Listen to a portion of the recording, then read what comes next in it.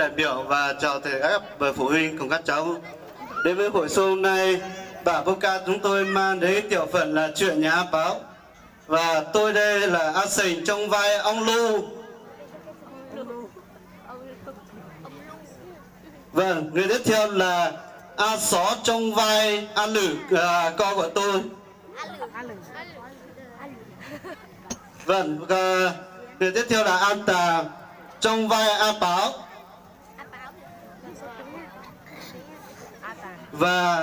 Và Thị Chứ trong vai Mỉ là vợ của A Báo.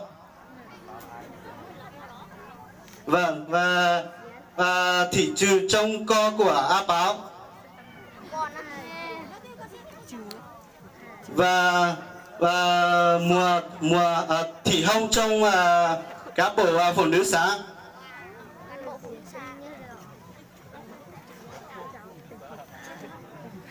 Vâng, sau đây tiểu phần chúng tôi xin phép để bắt đầu ạ.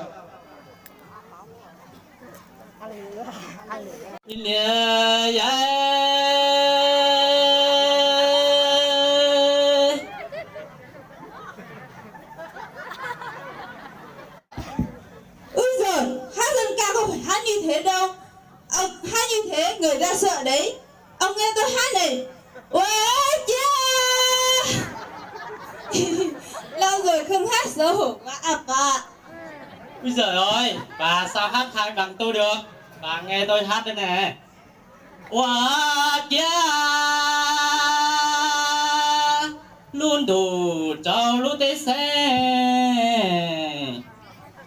Bố mẹ ơi, bố mẹ đừng hát nữa để con vào học bài chứ.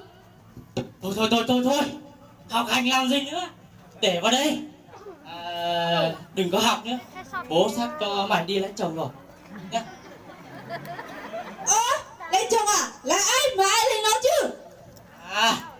Hôm trước tao quên bảo bà lấy cái thằng Lử, con nhà ông Lù ấy. Mà nghe nói là cái nhà ông Lù này giàu nhất cái khu này đấy. Cái thằng Lử mà con nhà ông Lù bé tí, nó còn ngủ ngủ với bố mẹ nó. Ôi có sao đâu, quan trọng là chúng nó thích nhau là được. Bà lằng nhằng. Mà tôi cho bà nhé, hai nhé, mà cho nó đi lấy chồng thì có 3 cái lợi. Lợi là lợi thế nào? Bà chả biết cái gì. Tôi nói bà nghe nhé. Cái lợi thứ nhất đấy, cho nó đi lấy chồng không phải mất tiền, nuôi nó ăn học nữa. Cái thứ hai đấy, mà bà một mình làm việc thôi, chồng nó về đây ở rể, mình có thêm lao động tốt quá còn gì nữa. Còn cái thứ ba bà cũng một mình thôi, không kiếm ra tiền, ông con rể về mang tiền mang bạc cho mình tiêu, thế có tốt không? Ông chỉ nhìn thấy 3 cái lợi đấy, còn sao có hại lâu dày đấy ông ạ? Hại là hại thế nào? Ở cái nhà này tao là to nhất, tao có quyền quyết định hết. Cái hại thứ nhất đó là hai chúng nó vẫn còn chưa đủ tuổi lấy nhau, là vi phạm luật hôn nhân đấy. Ngày xưa ấy, tôi lấy bà cũng thế mà, có sao đâu. Tại vì tôi với ông lấy nhau sớm quá, nên bây giờ đến từng tuổi này hai vợ chồng mình vẫn nghèo khổ đấy thôi. Ôi giời ơi, quan trọng là chúng nó thích nhau là được. Thế tôi hỏi bà, bao nhiêu tuổi mới được lấy nhau? Bố mẹ ơi, theo luật hôn nhân thì nữ phải hơn 18 tuổi, còn nam phải hơn 20 tuổi ạ. Ôi giời ơi, mày nói cái gì thế? Thế cái hại thứ hai là gì? Cái hại thứ hai là hai đứa nó vẫn còn bé lấy nhau sẽ sinh ra những đứa con ốm yếu. Còn cái hại thứ ba là vợ chồng trẻ nó không biết cách làm ăn, suốt ngày cãi nhau, lục đục, suy giảm về kinh tế. Còn cái lợi thứ tư là chúng nó mất đi tuổi thơ.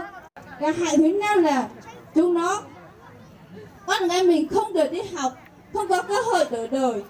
Còn cái hại thứ 6 là con cái mình sẽ khổ cả đời, ông Bảo ạ. Bởi vì nó chưa biết cách làm ao, chưa biết đi trồng ngô, trồng lúa được, nên là nó sẽ khổ cả đời đấy ông Bảo ạ. Thôi, không nói nhiều. Lát nữa Lử với lại bố nó sang đây mà cấm bà nói chuyện nha, không được lên tiếng nha. Tôi không đồng ý, không gả nó cho ai hết. Bố ơi, con không đồng ý đâu. Con còn muốn đi học, con chưa muốn lấy chồng đâu. Thôi, không học hành gì nữa.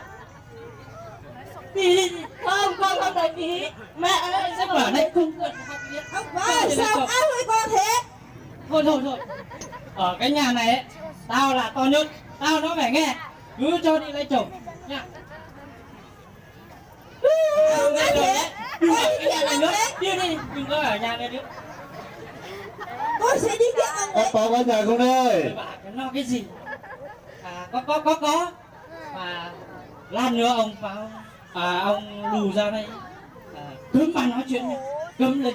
Chào và chào áp Bảo nha. Chào bác, chào hai bố con. Vâng. Chào hai bố con. Ngồi đi. Vâng. Ngồi bác, ngồi nước.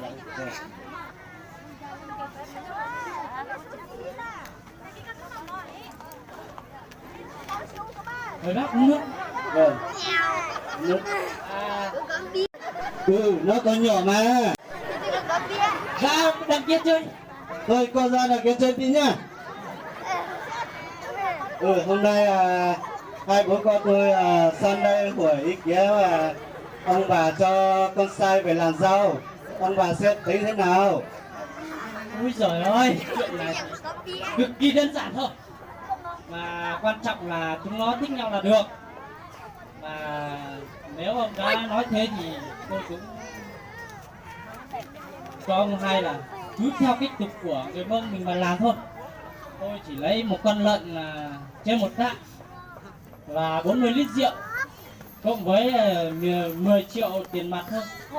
Và lại ông cho thằng Lử nó sang đây ở rể 1 năm, coi như là cái công nuôi dưỡng của vợ chồng tôi thôi. Được, tôi đồng ý. 3 ngày sau tôi sẽ mang xuống lấy nhà ông. Còn bây giờ thằng kia về chào bố mẹ vợ nào. Dạ. Nó chồng bố vợ ạ. Được, thằng này được. Mày có thích thì con sang nhà tao không? Dạ tí lâu rồi nhưng mà con ra nói thôi. Rồi, thích là được rồi. Thế ra kia chào mẹ vợ. Dạ con chào mẹ vợ ạ. Ai là mẹ vợ? Tôi không phải là mẹ vợ. Tôi không đồng ý con gái tôi lấy mày đâu. Mà mày bé thế, lấy vợ làm gì? Thích thì lấy thôi, cái gì mà Bác lạ uống nước đi này. bác. Hai ông cứ bắt hai đứa nó lấy nhau. Tôi sẽ đi kiện hai ông đấy. Ôi bà nói cái gì đấy? Kiện là kiện thế nào? Tôi sẽ đi kiện hai ông. Thôi đứng lại đi đâu? Đứng lại thì kiện ai? Tôi sẽ đi kiện. Ở cái nhà này tao là to nhất. Tao nói phải nghe. Cứ cho đi lấy chồng nhé. Còn tôi là bố nó, tôi có quyền lấy vợ cho nó. Kìa ai nào? Tôi sẽ đi kiện hai ông.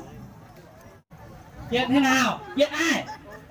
Này, vừa nãy cháu say lên xã nói với tôi là bố nó bắt lấy chồng, nên tôi xuống xem có phải như thế không? Đúng rồi, vừa đấy ra hỏi ham hết rồi. Sắp cho đi lấy chồng rồi nhá. À Bảo à, cháu say chưa đủ tuổi lấy chồng. Nếu cứ bắt ép cháu lấy chồng căn cứ vào luật hôn nhân và gia đình, đó là hành vi tảo hôn, là vi phạm pháp luật đấy. Đây là thế nào?